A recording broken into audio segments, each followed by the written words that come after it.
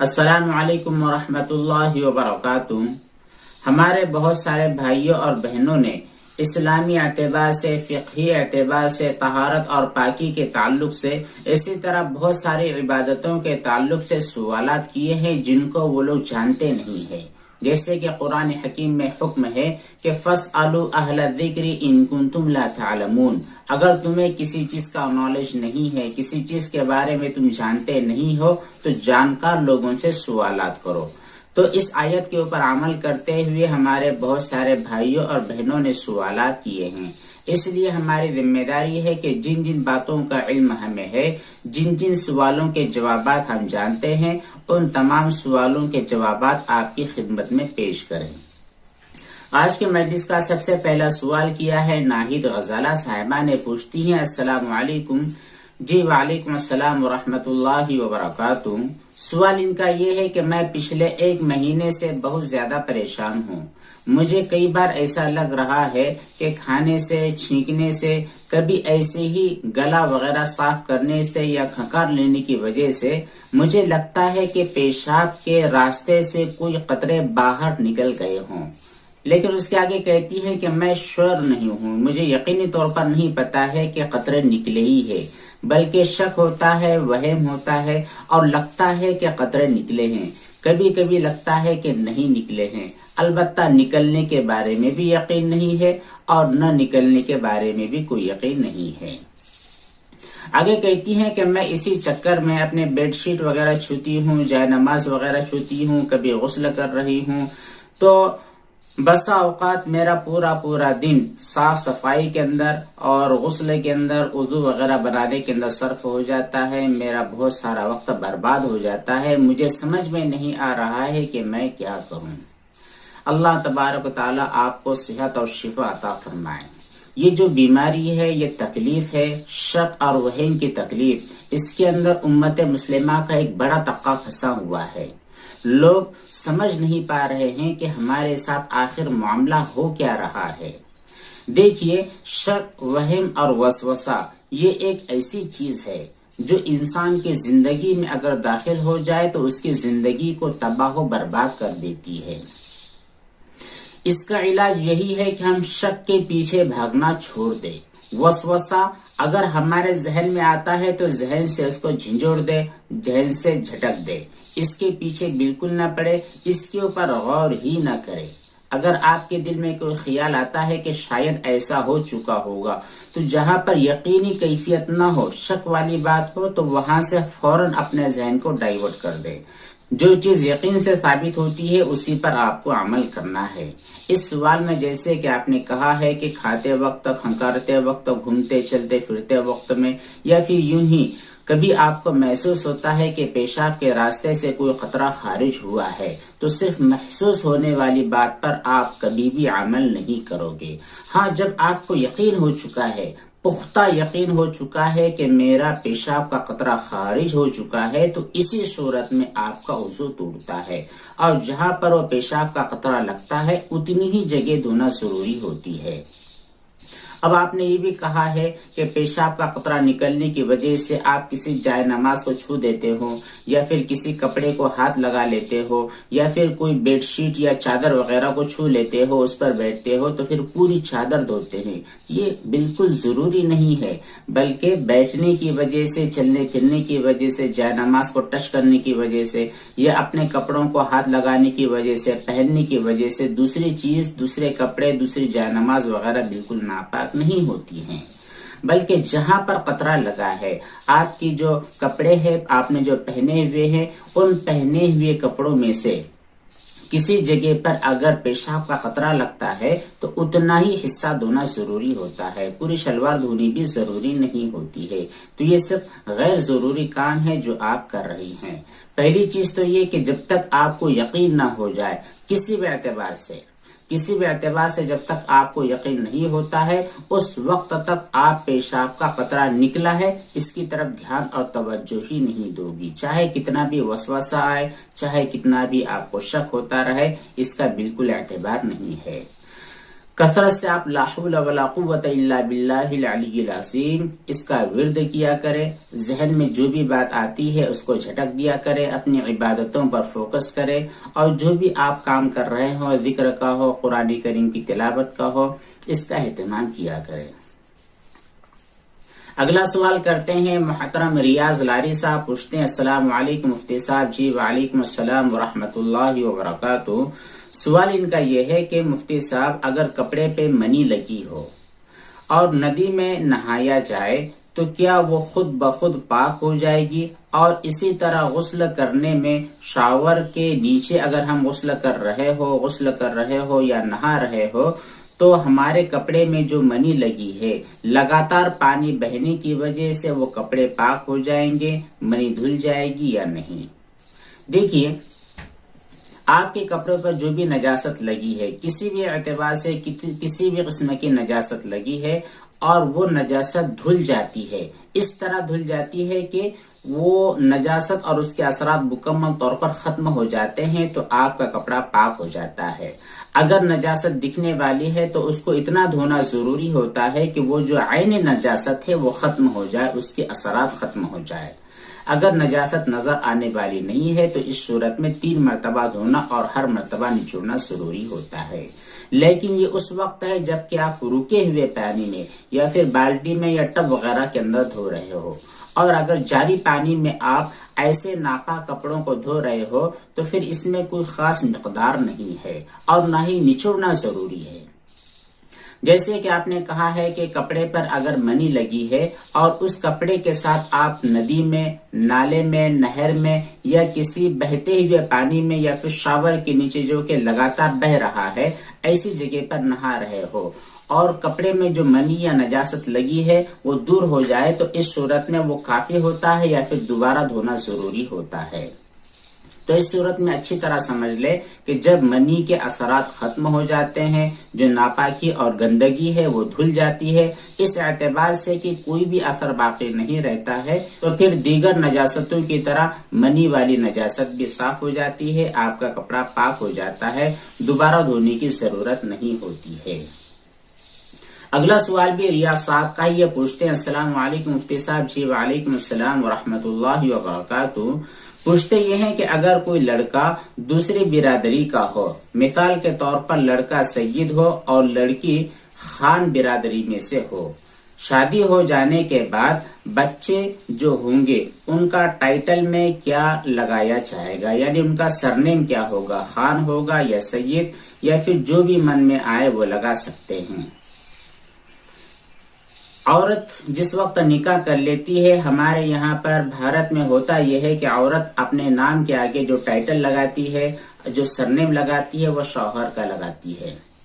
اس لیے ظاہر بات ہے جو اس کے بچے ہوں گے یہ بھی اپنے والد کا نام لگاتے ہیں اور والد کے ساتھ والد کا ہی سرنیم بھی لگاتے ہیں، تو والد کا سرنیم بھی لگا سکتے ہیں، والدہ کا لگا سکتے ہیں یا پھر جو بھی وہ لگانا چاہے لگا سکتے ہیں، اس میں کوئی حرج نہیں ہے۔ بلکہ صرف جو باپ کا نام ہوگا وہی حقیقی ہوگا، باپ کا ہی نام ہوگا، اور اس کے بعد میں جو بھی دوسری چیزیں لگانا چاہتے ہیں، ٹائٹل لگانا چاہتے ہیں تب بھی ٹھیک ہے، نہیں لگانا چاہتے تب بھی کوئی حرج نہیں ہے، چاہے جس کا لگانا چاہے اس میں بھی کوئی حرج نہیں ہے۔ اگلا سوال کیا ہے منزہ رفیق نے، پوچھتی ہیں السلام علیکم مفتی صاحب۔ جی وعلیکم السلام ورحمۃ اللہ وبرکاتہ۔ سوال ان کا یہ ہے کہ اگر کوئی شخص غلطی سے ناپاک پانی یعنی ناپاک پانی کے چھینٹے جس پانی کے اندر گر گئے ہو اس پانی سے نہائے اور اس کے بعد میں یاد آئے کہ میں نے جس پانی سے نہایا ہے اس پانی میں ناپاک پانی کے قطرات گر گئے تھے، تو اس صورت میں ہمارا غسل صحیح ہو گیا، ہم ناپاک ہو گئے یا پاک رہیں گے، اس کا حکم کیا ہے؟ دیکھیے، ناپاک اور گندے پانی کو ہمیں استعمال نہیں کرنا ہے۔ اگر کسی پانی کے بارے میں یقین ہو کہ یہ پانی ایسا ہے جس میں ناپاکی گری ہے یا پھر ناپاک پانی کے قطرات گرے ہیں تو ایسے ناپاک پانی کو آپ کو استعمال نہیں کرنا ہے۔ یہاں پر بھی 2 صورتیں ہو سکتی ہیں، ایک تو وہ کہ وہ جو قطرے پانی کے اندر گرے ہیں وہ نجاست اور گندگی کو دھوتے ہوئے قطرات گرے ہیں۔ اگر نجاست اور گندگی کو دھوتے ہوئے قطرات گرے ہیں تو پھر جو تھوڑا پانی تھا جو بالٹی تھی یا ٹب وغیرہ تھا جس میں قطرات اڑے ہیں پورا پانی ناپاک ہو جائے گا، اس سے آپ غسل نہیں کر سکتے۔ دوسری صورت یہ ہے کہ جو قطرات گرے ہیں وہ عین نجاست اور گندگی کو دھوتے ہوئے نہیں گرے بلکہ مائع مستعمل ہے، اور ایسا مائع مستعمل ہے جو کہ نجس اور ناپاک نہیں ہے، تو اس صورت میں وہ پانی ناپاک نہیں ہوتا ہے، آپ اس کے ذریعے غسل کر سکتے ہیں۔ یہاں پر دونوں چیزیں الگ ہیں، دونوں چیزوں کے بارے میں اچھی طرح سمجھ لیں۔ اگلا سوال بھی منزہ رفیق کا، یہ پوچھتی ہے مفتی صاحب اگر کسی برتن یا چیز پر چھینٹے پڑ جائیں جو کہ درہم کی مقدار سے کم ہو، پھر اس میں غلطی سے پانی بھر لیا جائے تو پھر پانی ناپاک ہوگا یا ناپاک نہیں ہوگا؟ جی یہاں پر بھی دونوں چیزیں ہیں۔ اگر برتن کے اندر جو چھینٹے اڑے تھے، جو قطرات اڑے تھے، یہاں پر آپ دیکھ لیں کہ جو قطرات تھے وہ عین نجاست اور ناپاکی کو دھوتے ہوئے قطرات اڑے تھے یا نہیں۔ اگر ناپاکی کو دھوتے ہوئے قطرات اڑے تھے تو وہ قطرات ناپاک ہے، جب تک آپ برتن کو دھوئیں گے نہیں اس وقت تک پاک نہیں ہوں گے۔ لہذا اگر کوئی پانی اس میں آپ ڈالتے ہیں اور پانی کم ہے تو اس صورت میں ڈالا ہوا پانی بھی ناپاک ہو جاتا ہے۔ دوسرے درجے پر وہ صورت ہوتی ہے کہ جو قطرات اڑے ہیں وہ عین نجاست اور گندگی کو دھوتے ہوئے نہیں گرے ہیں بلکہ مائع مستعمل کے قطرات ہے، اور مائع مستعمل بھی وہ ہے جو آپ نے وضو کے لیے نہ کیا ہو، جس سے آپ نے وضو نہ بنائی ہو، یا پھر تقرب عبادت کی نیت سے غسل نہ کیا ہو، یا پھر عین نجاست کو اس سے آپ نے صاف نہ کیا ہو، بلکہ ایسے ہی جو تبرید کے لیے ٹھنڈک کے لیے آپ نے غسل کیا ہے وہ پانی، یا پھر یوں ہی ہاتھ وغیرہ کو دھوتے ہوئے جو قطرات اڑے ہیں یہ ناپاک نہیں ہے۔ ان قطروں کے گرنے کے بعد اگر وہ سوکھ جاتے ہیں اور آپ اس برتن میں پانی وغیرہ ڈالتے ہیں تو پھر کوئی بھی چیز ناپاک نہیں ہوگی۔ یہاں پر بھی گزشتہ مسئلے میں جو دو چیزیں بیان کی گئی تھی وہی دو چیزیں ہوں گی۔ اگلا سوال کیا ہے ریاض لاری صاحب نے، پوچھتے ہیں السلام علیکم مفتی صاحب۔ جی وعلیکم السلام ورحمۃ اللہ وبرکاتہ۔ ریاض صاحب کا سوال یہ ہے کہ شوال کے روزے اس مہینے میں کبھی بھی 6 روزے رکھ سکتے ہیں یا پھر 1-2 دن چھوڑ کر بھی رکھے جا سکتے ہیں، یا پھر 6 روزے لگاتار رکھنا ضروری ہے؟ جی لگاتار رکھنا ضروری نہیں ہے۔ جو شوال کے 6 روزے ہوتے ہیں نبی کریم صلی اللہ علیہ وسلم نے اس کی اہمیت اور فضیلت بتلائی ہے، اس لیے ہر مسلمان کو اس بات کی کوشش کرنی چاہیے کہ شوال کے مکمل مہینے میں جب بھی اسے موقع ملے، سہولت ملے، اللہ تعالیٰ کی جانب سے ہدایت اور توفیق ملے تو فوراً وہ روزے رکھیں۔ اب روزہ رکھنے کا کوئی خاص طریقہ نبی کریم صلی اللہ علیہ وسلم نے نہیں بتلایا ہے کہ آپ لگاتار رکھیں، ایک دن چھوڑ کر رکھیں، اسٹارٹ میں رکھیں، درمیان میں رکھیں، اینڈ میں رکھیں، اس طرح کی کوئی تحدید نہیں ہے۔ آپ کی سہولت کے اوپر ہے، چاہے تو آپ اسٹارٹ میں رکھیں، چاہے تو درمیان میں رکھیں، چاہے تو آخر میں رکھیں، چاہے تو لگاتار رکھیں یا پھر 1-2 دن کے گیپ کے ساتھ رکھیں، تب بھی کوئی حرج نہیں ہے۔ اگلا سوال بھی انہی کا ہے، اگر رمضان کے 1-2 روزے چھوٹ چکے ہوں تو پہلے رمضان کے روزوں کی قضا رکھنی ہے پھر شوال کی؟ اس میں بھی اختیار ہے، چاہے تو آپ پہلے رمضان کے روزوں کی قضا کر لیں، چاہے تو آپ شوال کے 6 روزے رکھیں، دونوں میں آپ کو اختیار ہے، لیکن بہتر یہ ہے کہ پہلے آپ رمضان کے جو چھوٹے ہوئے روزے ہیں ان کی قضا کر لیں، بعد میں شوال کے روزے رکھیں۔ اگلا سوال کرتے ہیں حافظ محمد سلیم صاحب، پوچھتے ہیں السلام علیکم ورحمۃ اللہ وبرکاتہ۔ وعلیکم السلام ورحمۃ اللہ وبرکاتہ۔ مفتی صاحب آپ نے ایک ویڈیو میں بتایا تھا کہ نماز کی نیت کر کے فوراً نماز میں داخل ہو جائے، کوئی کام نماز کے باہر والا نہ کرے۔ بالکل صحیح بات ہے، جس وقت ہم نیت کرتے ہیں نماز کی، مثال کے طور پر ظہر کی ہم نے نیت کی ہے تو نیت کے اور تکبیر تحریمہ کے درمیان کوئی ایسا کام نہیں ہونا چاہیے جو نماز کے علاوہ ہو، جو یہ بات ثابت کرتا ہو کہ ہم نماز میں نہیں ہیں۔ مثال کے طور پر ہم نے نیت کر لی کہ ہمیں ظہر کی 4 رکعت نماز ادا کرنی ہے جو کہ فرض ہے، یہ نیت کر لی اور اس کے بعد ہم کھانا کھانے کے لیے بیٹھ گئے، تو کھانا کھانا یہ نماز کے منافی عمل ہے، نماز کے اندر کھانا نہیں کھایا جاتا۔ تو ہم نے نیت کرنے کے بعد کھانا کھایا اور اس کے بعد بلا نیت کے نماز میں شریک ہو گئے، تکبیر تحریمہ کہہ دیے، تو پھر اس صورت میں نیت اور تکبیر تحریمہ ان دونوں کے درمیان کھانا ایک ایسا عمل ہو چکا ہے جو کہ نماز کے منافی ہے، یہ کام ہم نہیں کر سکتے۔ پوچھتے یہ ہے کہ اگر میں نے اقامت سے پہلے نیت کر لیا تھا لیکن جماعت کھڑے ہوتے وقت میں نے پوری اقامت کا جواب دیا ہوں تو کیا اب اقامت کا جواب دینے کے بعد مجھے دوبارہ نماز کی نیت کرنا ہوگی یا پھر پہلی ہی نیت کافی ہوگی، یا نیت اقامت سے پہلے نہیں بلکہ بعد میں ہی کرنا چاہیے؟ اور کیا میں اقامت کے فوراً بعد تکبیر تحریمہ کرتے ہوئے نماز شروع کر سکتا ہوں یا نہیں؟ اقامت کہہ دی جائے گی، اس کے بعد میں فوراً تکبیر تحریمہ کہتے ہوئے آپ نماز شروع کر دیں، کوئی حرج نہیں ہے۔ دیکھیے آپ کے جو سوال کرنے کا مقصد ہے وہ یہ ہے کہ پہلے آپ نے نیت کی، اس کے بعد میں اقامت کہی گئی جس کا جواب آپ نے دیا، اور اس کے بعد میں آپ نے تکبیر تحریمہ کہا ہے۔ تو جو درمیان میں آپ نے اقامت کہی ہے یا پھر اقامت کا جواب دیا ہے، یہ نماز کے منافی نہیں ہے، یہ نماز سے خارج عمل نہیں ہے بلکہ نماز کا ابتدائیہ ہے، نماز کو شروع کرنے والا عمل ہے۔ لہذا اقامت کہنے کی وجہ سے یا پھر اقامت کا جواب دینے کی وجہ سے دوبارہ نیت کرنی ضروری نہیں ہے، پہلے جو آپ نے نیت کر رکھی ہے یہی نیت کافی ہوگی۔ اگلا سوال کرتے ہیں پٹھان الیاس قلندوری صاحب، السلام علیکم۔ جی وعلیکم السلام ورحمۃ اللہ وبرکاتہ۔ سوال ان کا یہ ہے کہ ہمارے ایک عزیز دوست کا ماہ رمضان میں انتقال ہو گیا، انا للہ و انا الیہ راجعون۔ اللہ تبارک و تعالیٰ ان کی مغفرت فرمائے، اعلیٰ علیین میں چکی عطا فرمائے۔ پوچھتے یہ ہے کہ ان کا انتقال ہو گیا تو میں نے ان سے 1000 روپیے ادھار لیے تھے، وہ 1000 روپیے مجھے ادا کرنا ہے، اب پیسے کیسے ادا کروں؟ جو بھی صاحب ہے، جو آپ کے عزیز ہے، آپ کے دوست ہیں، آپ کے رشتہ دار ہیں جن کا انتقال ہو چکا ہے اور ان سے آپ نے 1000 روپیے لیے تھے، تو آپ کی ذمہ داری ہے کہ وہ 1000 روپیے ان کے شرعی وارثین کو لوٹا دے۔ مثال کے طور پر جن کا انتقال ہوا ہے وہ یا تو والد ہوں گے، ان کے جو بچے ہیں ان بچوں کے حوالے کر دے، اور اگر کسی بچے کا انتقال ہوا ہے تو ظاہر بات ہے ان کے والد ہوں گے، ان کے سرپرست ہوں گے تو ان کے سرپرستوں کے حوالے کر دے۔ بہرحال جو بھی شرعی وارثین ہیں ان کے حوالے رقم کر دے اور بتلا بھی دے کہ یہ 1000 روپیے آپ نے ان سے کب لیے تھے اور کیسے لیے تھے، تاکہ جب بھی وہ وراثت کا حساب لگائیں اس میں کوئی دقت نہ ہو، کوئی پریشانی وغیرہ نہ ہو۔ تو بہرحال آپ 1000 روپیہ ان کے شرعی وارثین کو لوٹا دے اور انہیں بتلا بھی دے کہ کب لیا ہے آپ نے، کیوں لیا ہے، کیسے لیا ہے۔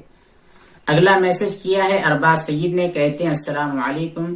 وعلیکم السلام ورحمۃ اللہ وبرکاتہ۔ کہتے یہ ہیں کہ مفتی صاحب آپ بہت زیادہ نیک کام کرتے ہیں، ماشاءاللہ یہ آپ کا حسن ظن ہے، آپ کا اچھا خیال ہے، اللہ کرے کہ آپ کے اچھے خیال کے مطابق ہمیں بنا دے، نیک کام کرنے والا بنا دے، گناہوں سے بچنے والا بنا دے۔ اللہ تعالیٰ آپ کو بہتر جزائے خیر عطا فرمائے، آمین۔ بہت اچھی بات ہے، آپ نے ہمارے لیے دعا کی ہے، دعا کرتے رہیں کہ جب تک زندہ رکھے، اسلام پر زندہ رکھے، اور جب بھی خاتمہ ہو تو ایمان پر ہمارا خاتمہ ہو۔ جزاک اللہ خیرا کثیرا۔ اگلا سوال کیا ہے پٹھان الیاس قلندوری صاحب نے، کہتے ہیں السلام علیکم۔ وعلیکم السلام ورحمۃ اللہ وبرکاتہ۔ مفتی صاحب کرسی پر بیٹھ کر نماز پڑھنا کیسا ہے اور کرسی پر بیٹھ کر نماز ادا کرنے کا مکمل طریقہ سماعت فرمائیں۔ دیکھیے کرسی پر بیٹھ کر نماز ادا کرنا یہ آج کل کے ہمارے نئے دور کا فیشن ہے۔ پہلے بھی لوگ معذور ہوا کرتے تھے، انہیں چلتے نہیں آتا تھا، انہیں بیٹھتے نہیں آتا تھا، لیکن زمین پر بیٹھ کر وہ نماز ادا کیا کرتے تھے۔ آج تو باقاعدہ ہماری مسجدوں میں کرسیاں اسپیشل لگائی جاتی ہیں، لوگ آتے ہیں، گھومتے پھرتے رہتے ہیں، کھاتے پیتے سب کام کرتے ہیں، لیکن مسجد میں آنے کے بعد کرسیوں پر بیٹھ جاتے ہیں۔ انشاءاللہ اس کے بارے میں مکمل تفصیل کے ساتھ کسی کلپ میں آپ کو بتلایا جائے گا۔ اگلا سوال کرتے ہیں ریاض راری صاحب، کہتے ہیں السلام علیکم مفتی صاحب۔ جی وعلیکم السلام ورحمۃ اللہ وبرکاتہ۔ ریاض صاحب کہتے ہیں کیا بکرے کا جسم ناپاک ہوتا ہے؟ کیونکہ بکرے کو ٹچ کرنے کے بعد ہاتھ سے ایک قسم کی اسمیل آتی ہے، ایک بو آنے لگتی ہے۔ بکرا جب پیشاب وغیرہ کرتا ہے تو اسی جگہ پر بیٹھ جاتا ہے، جس کی وجہ سے اس کے جسم کے اندر ایک بو پھیل جاتی ہے، اور اسی جسم کو ہم ہاتھ لگاتے ہیں تو ہاتھ سے بھی بو آنے لگتی ہے۔ دیکھیے کوئی بھی جانور جو کہ حلال ہوتا ہے، جس کا گوشت کھانا حلال ہے، وہ ناپاک نہیں ہوتا ہے۔ بکرا جو ہوتا ہے جب اس کی عمر زیادہ ہو جاتی ہے یا یہ کہ اس کو خصی کر لیا جاتا ہے تو اس کے جسم سے ایک قسم کی اسمیل اور بو نکلتی ہے جو کہ ناپاک نہیں ہوتی. اگر ایسے جانور کو، ایسے بکرے کو جس کو خصی کیا گیا ہے یا پھر اس کی عمر بہت زیادہ ہو چکی ہے تو اس کے جسم سے ایک قسم کی جو اسمیل آتی ہے، وہ اسمیل اگر آپ نے اس کو ہاتھ لگایا اور ہاتھ لگانے کی وجہ سے وہ بو آپ کے ہاتھ میں رچ بس گئی ہے یا اپنے کپڑے میں بس گئی ہے تو اس صورت میں کپڑا یا جسم اور ہاتھ ناپاک نہیں ہوتا ہے. ہاں اگر بکرے کے جسم کے اوپر یا کسی بھی جانور کے جسم کے اوپر کوئی نجاست ہے، گندگی ہے، مان لیجیے اس نے پیشاب کیا تھا اور اسی پیشاب کے اوپر وہ بیٹھ گیا ہے تو اس صورت میں اس کا جسم ناپاک ہوگا. لیکن اس جسم کو ہاتھ لگنے کی وجہ سے یا کپڑا لگنے کی وجہ سے اسی وقت آپ کا ہاتھ یا کپڑا ناپاک ہوگا جبکہ اس کا جسم گیلا ہو اور گیلی چیز کے اوپر آپ نے ہاتھ لگایا اور وہ گیلاپن، پیشاب کا گیلاپن آپ کے ہاتھ پر یا کپڑے پر لگا، اسی وقت آپ کا ہاتھ یا کپڑا ناپاک ہوگا. اور اگر وہ کسی پیشاب پر بیٹھ گیا تھا لیکن بعد میں وہ سوکھ چکا ہے تو ایسے سوکھے ہوئے جسم پر ہاتھ لگانے کی وجہ سے آپ کا ہاتھ یا پھر کپڑا یا بدن کوئی بھی چیز ناپاک نہیں ہوں گے. یہاں پر 3 احکام ہیں اور تینوں چیزیں الگ الگ ہیں.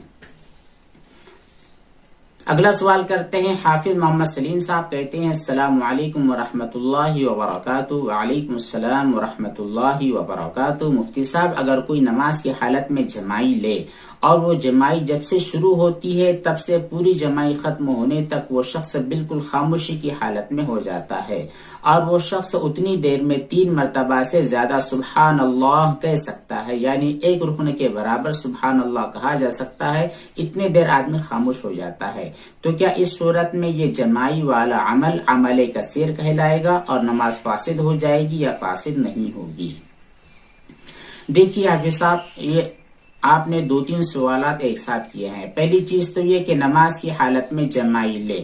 نماز کی حالت میں جمائی نہیں لینی چاہیے. اگر جمائی آ بھی جاتی ہے تب بھی اس کو شدت کے ساتھ روکنا ہے. نبی کریم صلی اللہ علیہ وسلم نے یہی حکم دیا ہے کہ نماز کے اندر جمائی نہ لے. اگر جمائی آتی ہے تو یہ شیطان کی جانب سے ہوتی ہے. جب بھی جمائی آئے گی آپ اس کو روکو گے، چاہے ہونٹوں کو دبا کر ہو یا پھر منہ کو اچھی طرح دبا کر، منہ کو اچھی طرح بند کر کے جمائی کو روکا جا سکتا ہے. دوسری چیز یہ کہ اگر نماز میں جمائی آ رہی ہو یا نماز کے باہر بھی کسی آدمی کو جمائی آ رہی ہو، اس وقت اگر یہ تصور کر لیا جائے کہ انبیاء علیہم الصلوات و تسلیم کو جمائی نہیں آتی تھی تو اس تصور اور خیال کی وجہ سے جمائی غائب ہو جاتی ہے. آپ اس پر عمل کر کے دیکھ سکتے ہیں، تجربہ کر کے دے سکتے ہیں. اس کے بعد اگر بہت زیادہ آپ نے روکنے کی کوشش کی لیکن جمائی رکی نہیں، آ گئی ہے، تو پھر اس صورت میں جمائی کو آنے دے اور جب تک جمائی آئے گی تب تک آپ کو قرات نہیں کرنی ہے.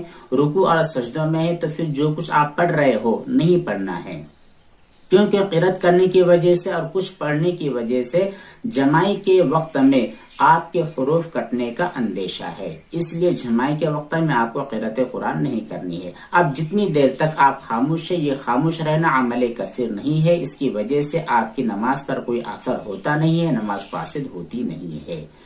اسی طرح جب جمائی آئے گی، اگر آپ کھڑے ہوئے ہیں قیام کی حالت میں تو ظاہر بات ہے آپ کا جو بایاں ہاتھ ہے یہ نیچے ہوگا اور دایاں ہاتھ اوپر ہوگا.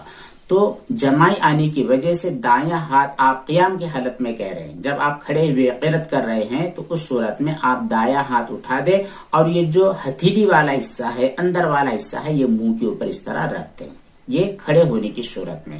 اور اگر آپ کھڑے ہونے کے علاوہ کسی اور رکن میں ہے، قاعدے میں ہے، سجدے میں ہے، قوم تشہد میں ہے، تو ان تمام صورتوں میں جو بایاں ہاتھ ہے، اس بائیں ہاتھ کی جو پچھلے والی ہتھیلی ہے، پچھلے والا جو حصہ ہے، اس طرح آپ کو لگا دینا ہے. نماز کے اندر 2 چیزیں ہیں، قیام ہے، قیام کے علاوہ قیام کی صورت میں یہ اگلا والا حصہ منہ پر رکھنا ہے اور قیام کے علاوہ دیگر جتنے بھی ارکان ہیں اس میں یہ پیچھے والا حصہ آپ کو منہ پر رکھنا ہے. اگلا سوال کرتی ہے عارشی صاحبہ، کہتی ہے السلام علیکم. وعلیکم السلام ورحمۃ اللہ وبرکاتہ. ان کا کہنا یہ ہے کہ میرے چھت پہ بلی نے پوٹی کر دی. جب بارش ہوتی ہے تو بارش ہونے کے بعد وہ پانی جو چھت سے نیچے گرتا ہے اس کی چھینٹیں ادھر ادھر اڑتے ہیں، تو وہ ناپاک ہوں گے یا ناپاک نہیں ہوں گے؟ اگر آپ کو کسی جگہ یا کسی چیز کے اوپر یقین ہے کہ وہ ناپاک چھینٹے اڑے ہیں تو پھر دھونا ضروری ہے. اگر یقین نہیں ہے تو صرف شک کی وجہ سے کوئی بھی چیز ناپاک نہیں ہوتی ہے. اگلا سوال کرتے ہیں محترم ریاض لاری صاحب، کہتے ہیں السلام علیکم مفتی صاحب. جی وعلیکم السلام ورحمۃ اللہ وبرکاتہ. سوال ان کا یہ ہے کہ بائک یا پھر سائیکل کا جو ٹائر ہوتا ہے، یہ ٹائر اکثر نالے کے پانی یا پھر گوبر وغیرہ سے ملوث ہو جاتا ہے، تو اس صورت میں یہ ٹائر ناپاک ہوتا ہے یا پھر پاک ہوتا ہے، یا پھر وہ زمین پر چلنے کی وجہ سے، زمین پر رگڑ کھانے کی وجہ سے خود بخود پاک ہو جاتا ہے. دیکھیے جو سائیکل کے، بائسیکل کے اور بائک کے اور فور ویلر کے جو ٹائرز ہوتے ہیں، یہاں پر دو چیزیں ہیں. ایک تو وہ حصہ جو زمین پر لگ رہا ہے، دوسرا وہ حصہ جو زمین پر نہیں لگ رہا ہے. اب جو حصہ زمین پر لگ رہا ہے وہ زمین، وہاں پر اگر کوئی نجاست لگ جاتی ہے تو زمین پر چلنے کی وجہ سے، رگڑ کھانے کی وجہ سے وہ نجاست اچھی طرح ختم ہو جاتی ہے، اس کے اثرات ختم ہو جاتے ہیں، تو پھر آپ کا ٹائر پاک ہو جائے گا. لیکن ٹائر کی جو نقش ہوتی ہے، ٹائر کی جو ایسے کٹس ہوتے ہیں جس میں نجاست بیٹھنے کا اندیشہ ہوتا ہے، اس میں اگر نجاست بیٹھی ہوئی ہے پھر چاہے کتنا بھی رگڑ کھائے، لیکن اندر کی جو موجودہ نجاست کی وجہ سے نچلا حصہ بھی پاک نہیں ہوگا، اس کو دھونا ضروری ہے.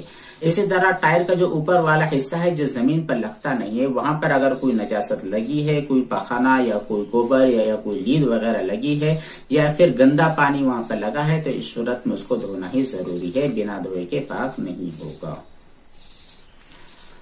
اب آخری سوال کیا ہے مولوی محمد شاکر صاحب نے، کہتے ہیں کہ مفتی صاحب السلام علیکم. جی وعلیکم السلام ورحمۃ اللہ وبرکاتہ. سوال ان کا یہ ہے کہ موجودہ حالات میں جبکہ لاک ڈاؤن کے حالات چل رہے ہیں، ہر آدمی اپنے گھر میں نماز ادا کر رہا ہے، بہت سارے لوگ اپنے گوڈاؤن وغیرہ کے اندر نماز ادا کر رہے ہیں. ہم لوگ یہاں پر ایک جگہ نماز ادا کرتے ہیں جو ہم نے وقتی طور پر ایک گوڈاؤن کو مسجد کے اندر تبدیل کر دیا ہے. یہ حقیقی مسجد نہیں ہے، بلکہ وقتی طور پر جب تک یہ کورونا کے حالات ہوگے تب تک ہم نے اس کو مسجد متعین کر لیا ہے. ہم لوگ یہاں پر جمع ہوتے ہیں، نماز ادا کرتے ہیں. تو کیا ایسے ہال میں جو کہ ہم نے ٹیمپروری مسجد متعین کیا ہے اس میں اذان اور اقامت کہنا ضروری ہے یا ضروری نہیں ہے؟ واضح رہے کہ ہمارا یہ جو روم ہے، یہ جو مکان ہے اور یہ جو ہم جہاں پر نماز ادا کر رہے ہیں یہ مسجد سے بالکل قریب ہے. یہاں پر مسجد کی اذان سنائی دیتی ہے، تو ہم یہاں پر دوبارہ اذان کہیں یا پھر اذان نہ کہیں.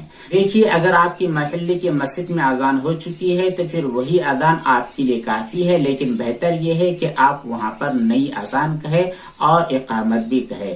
اگر کسی وقت میں صرف آپ نے اقامت پر اکتفا کر لیا ہے، اذان نہیں دی، تب بھی آپ کی نماز صحیح ہے، لیکن بہتر اور افضل یہی ہے کہ آپ وہاں پر اذان بھی کہیں اور اقامت بھی کہیں. یہ تھے چند سوالات اور ان کے جوابات جو آپ کی خدمت میں پیش کیے گئے ہیں، اس امید کے ساتھ کہ انشاءاللہ اس سلسلے سے ہم تمام کو کافی فائدہ حاصل ہوگا. اللہ تبارک و تعالی عمل صالح کی توفیق عطا فرمائے.